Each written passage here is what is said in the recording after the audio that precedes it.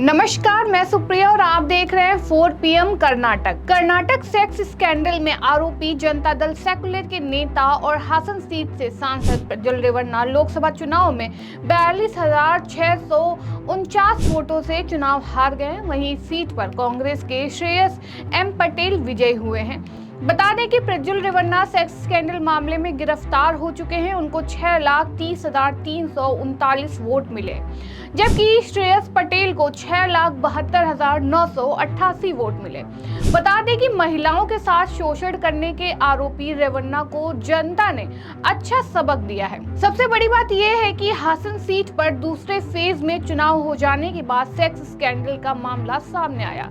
वहीं अगर वोटिंग से पहले ये मामला उजागर हो जाता तो जनता को प्रज्वल रेवन्ना की असलियत पता चल जाती, तो रेवन्ना की जमानत भी जब्त हो जाती। लेकिन ऐसा नहीं हुआ और चुनाव होने के बाद जैसे एक घटना सामने आई, उसके पहले ही रेवन्ना देश छोड़कर भाग गया, जिसके बाद राज्य में जमकर फजीहत शुरू हो गई। चारों तरफ पीएम मोदी की आलोचना होने लगी थी। बावजूद इसके नरेंद्र मोदी ने एक शब्द भी नहीं बोला था और अपना चुनाव प्रचार करने में व्यस्त थे और जनता के बीच में जाकर मोदी की गारंटी दे रहे थे और महंगाई, बेरोजगारी समेत अन्य महत्वपूर्ण मुद्दों को दरकिनार कर मंदिर, मस्जिद, मंगलसूत्र, हिंदू मुस्लिम, भैंस समेत तमाम मुद्दों पे फंसे थे। आपको बता दें कि जेडीएस के संरक्षक और पूर्व प्रधानमंत्री एचडी देवगौड़ा के 33 वर्षीय पोते प्रज्वल रेवन्ना ने एनडीए के उम्मीदवार के रूप में चुनाव लड़ा था। हासन सीट पर 26 अप्रैल को मतदान हुआ था। इसके बाद प्रज्वल के खिलाफ महिलाओं के यौन शोषण का मामला सामने आया। इस पर जेडीएस ने उन्हें पार्टी से सस्पेंड कर दिया था। प्रज्वल फिलहाल इस केस की जांच कर रही एसआईटी की हिरासत में है। प्रज्वल रेवन्ना को हराने वाले श्रेयस पटेल 34 साल के हैं। करीब 25 साल पहले सन 1999 में श्रेयस पटेल के दादाजी पुट्टास्वामी गौड़ा ने प्रज्वल रेवन्ना के दादा और पूर्व प्रधानमंत्री एचडी देवगौड़ा को हराया था। यानी इतिहास दोहराया गया है। सन 1999 में हुए लोकसभा चुनाव के दौरान एचडी देवगौड़ा की लोकप्रियता चरम पर थी। कर्नाटक के वे पहले नेता हैं जो प्रधानमंत्री के पद तक पहुंचे थे। इसी साल यानी सन 1999 में उन्होंने अपनी एक अलग पार्टी जेडीएस बनाई थी। इसके बावजूद एचडी देवगौड़ा को श्रेयस पटेल के दादाजी पुट्टास्वामी गौड़ा ने 1,41,757 वोटों से हरा दिया था। बता दें कि हासन में 26 अप्रैल को मतदान हुआ था। प्रज्वल के कथित यौन उत्पीड़न से जुड़ी पेन ड्राइव 21 से 22 अप्रैल को बाहर आई थी। समूचे लोकसभा क्षेत्र में इसकी चर्चा थी, लेकिन इसके बावजूद विजयी कांग्रेस उम्मीदवार श्रेयस पटेल और प्रज्वल रेवन्ना के बीच हार जीत का फासला महज 42,659 वोटों का है। यानी सेक्स स्कैंडल के सामने आने के बावजूद श्रेयस पटेल और प्रज्वल रेवन्ना के बीच कांटे की टक्कर हुई, जिसमें श्रेयस पटेल को 6,72,988 वोट मिले, जबकि प्रज्वल रेवन्ना को 6,30,339 मत मिले।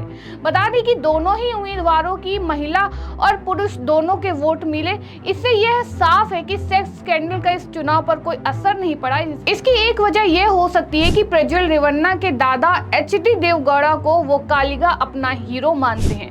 कई लोगों ने बताया कि देवगौड़ा की 91 साल की उम्र की वजह से वो कालिगाओं की सहानुभूति उनके साथ थी और हासन वो कालिगा बाहुल इलाका है। वहीं बीजेपी और जेडीएस का कर्नाटक में गठबंधन है। बीजेपी ने जेडीएस को 3 सीटें दी थी, हासन, कोलार और मांड्या से एचडी कुमारस्वामी और कोलार से मलेश बाबू जीत गए हैं, जबकि हासन से प्रज्वल रेवन्ना हार गए। कुमारस्वामी ने 2 लाख से ज्यादा मतों से जीत हासिल करके ये साबित कर दिया है कि प्रज्वल रेवन्ना यौन उत्पीड़न मामला सामने आने के बावजूद वो कालिगा समुदाय का नेतृत्व अब भी देवगौड़ा परिवार के पास है। वहीं दूसरी तरफ राज्य के उप मुख्यमंत्री और वो कालिगा नेता डीके शिवकुमार के छोटे भाई डीके सुरेश बेंगलोर रूरल से चुनाव हार गए। उनके खिलाफ एचडी देवगौड़ा के दामाद डॉक्टर सीएन मंजुनाथ 2,69,647 वोटों से जीत गए हैं। आपको बता दें कि सीएन मंजुनाथ बीजेपी के टिकट पर चुनाव लड़े थे।